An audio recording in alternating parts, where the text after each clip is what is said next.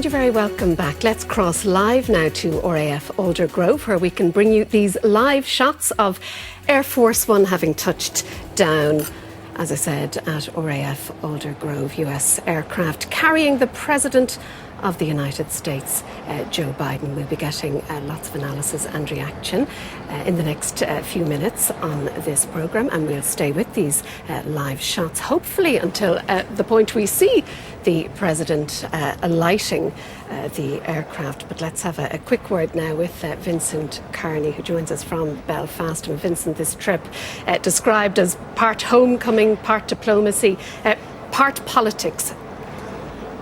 Indeed, and now we've had the calm before the presidential storm, if you like, and that storm is about to kick in. When the President gets off Air Force One shortly, he'll be greeted by UK Prime Minister Rishi Sunak, and we're not sure where that meeting will take place. Given the bad weather here tonight, whether the greeting and welcome will be in the tarmac or whether it'll go inside the airport terminal. Mr Biden has landed there at RAF Aldergrove. That's a secure military part of Belfast International Airport, so it's a military runway and airway connected to a civilian airport. He'll be brought from there into Belfast city centre to spend the night in a hotel just behind me before beginning a series of engagements tomorrow. A fairly short stay, it has to be said, in Northern Ireland. Initially, when this visit had been planned, of course, Joe Biden hoped to come to a restored power-sharing government at Stormont. That hasn't happened. There have been talk of him spending at least one full day in Northern Ireland, perhaps even longer. Actually, at the end of the day, his official engagements here will last about 1.5 hours before he crosses the border to the Republic. We're looking at the official fleet of US state vehicles, the cavalcade, which presumably will whisk the President into Belfast. You mentioned a little earlier that meeting that he's expected to have with the British Prime Minister, Rishi Sunak, Vincent. That will be a fleeting visit. The UK Prime Minister won't be hanging around. No, indeed he won't. The Prime Minister will head off. He will stay elsewhere tonight. Now, they will come back together tomorrow morning again. We're told they'll have a chat for about 30 minutes over coffee. Rishi Sunak then has a number of his own engagements in Belfast tomorrow. Details of those have not been announced, but we do know at this stage he is not due to attend Ulster University, where Joe Biden will deliver his keynote address, where he will mark 25 years of since the signing of the Good Friday Agreement. Now, we're told the focus there will be on economics, not politics. The stress will be, look, there's lots of economic benefit for Northern Ireland, that the US is committed to bringing that economic benefit, providing there is political stability. So there'll be a lot of interest in how much and what he says about the current political stalemate here, because obviously the other parties to Stormont would like as much pressure as possible put on the DUP to go back into power sharing. Rishi Sunak himself said just yesterday in a statement that he wants every effort made to restore power sharing. But the bottom line is, if the DUP didn't push the boat out to restore power sharing before Joe Biden arrived, they're hardly likely to feel any pressure at this point. Just to cut across you there, Vincent, we can see the stairs are down. We expect the President to alight those stairs really any moment now. Rishi Sunak, I think, in my line of vision. Liam, come in on that. What are we looking at here? And also picking up on the point made by Vincent, Liam Kennedy, Professor of American Studies and Director of the Clinton Institute in UCD. We know President Biden's commitment to Ireland, our position on Brexit has been steadfast, unwavering, but presumably he will be minded to demonstrate a certain diplomacy given how politics are at the moment. Oh, he'll have to. I mean, this is a delicate visit in some ways, but it is quite subdued. As we're hearing here, there's political stalemate in Northern Ireland. This is not an ideal time for an American president to be flying in to celebrate 25 years of a peace deal. So celebration's the wrong word. He's marking it respectfully. But there's other things going on here. Yes, he will put some pressure, not direct, that would be undiplomatic, but some pressure on the DUP to see the wisdom of moving forward with the Windsor Agreement, the Windsor Framework. But beyond that, I think there's also going to be a lot of discussion about the economic picture in Northern Ireland following this visit. After all, I think the visit in part is signalling that the United States is quite pleased with this agreement that the UK has now struck with Europe. And beyond that, you have the British desire to restart a trade deal with the United States, and that's really what they're hoping to get out of this. Let's cross over to our Washington correspondent, Sean Whelan, who's standing by for us in Belfast, picking up on the point made there by Liam Kennedy, the enduring economic ties between these two countries, something that was discussed during the St. Patrick's Week celebrations too, Sean.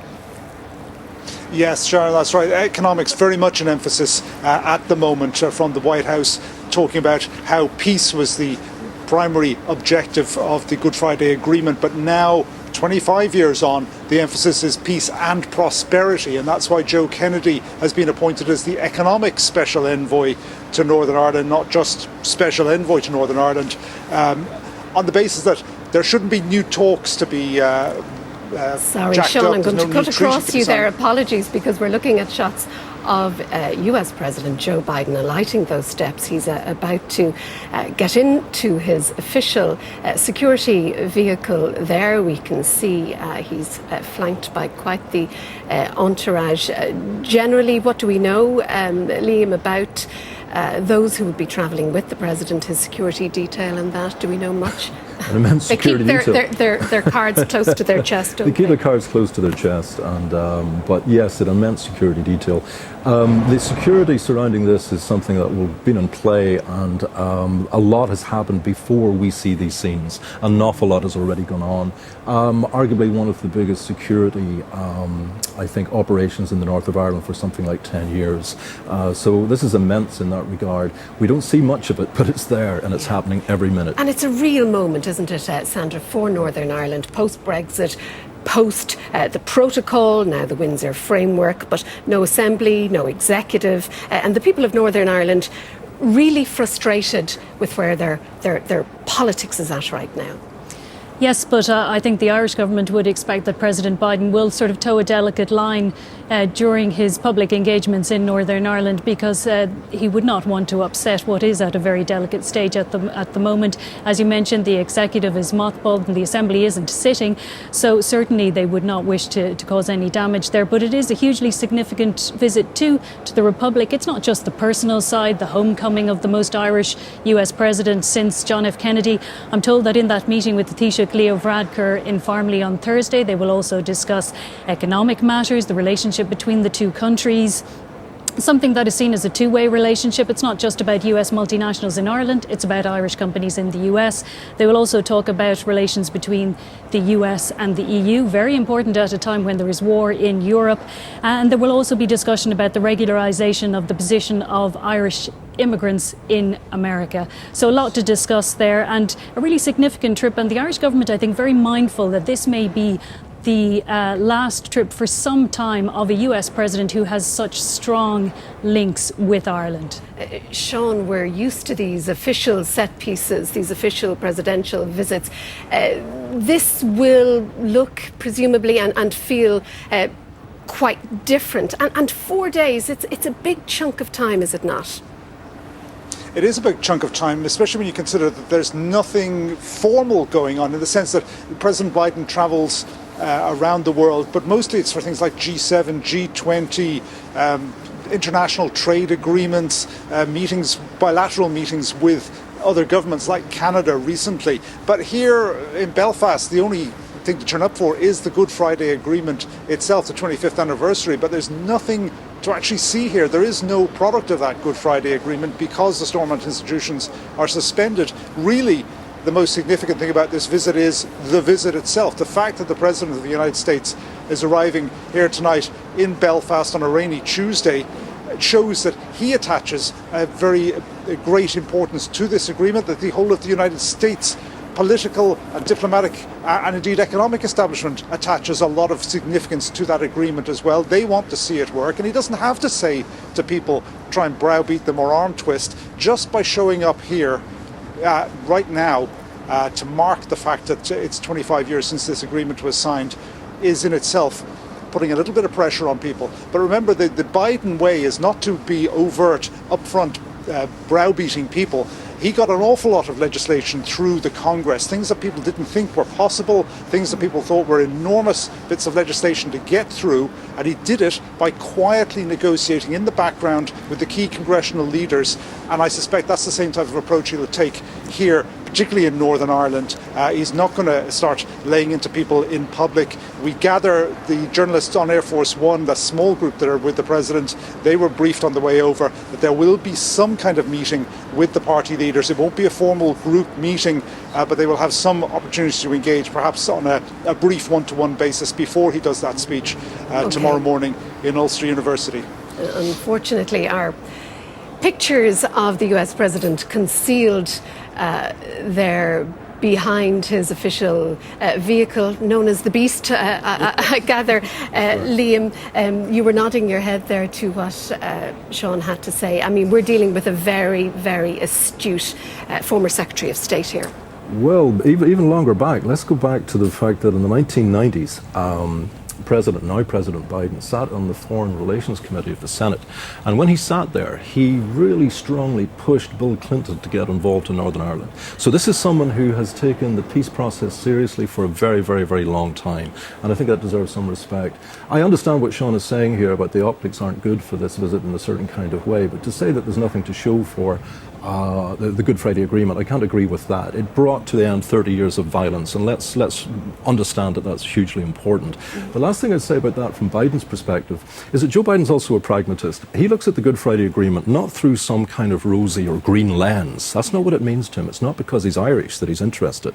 He's interested because this is a signal agreement forged by US foreign policy, and he's a strong believer in internationalism, liberal internationalism. He wants to restore it. That agreement is a symbol of that, and he will do anything to protect it and to sustain it. I'm told part of his entourage comprises his sister, the president's sister, and also his son, Hunter Biden. There we can see Joe Biden having chats with the welcoming committee. You were describing the president a little earlier on, Liam, as a statesman in that very traditional sense. Yeah, to statesman, yes, but at the same time, Joe Biden channels a kind of old-fashioned Irish-American political identity that's not around much anymore. He's an old-style politician. There's nothing wrong with that. People kind of like them, but they're going out of fashion, maybe even out of style. Right. But you know what? I think he's been good for America. Maybe he's just what they needed. What about the timing coming, within hours of his saying that his intention was to run again?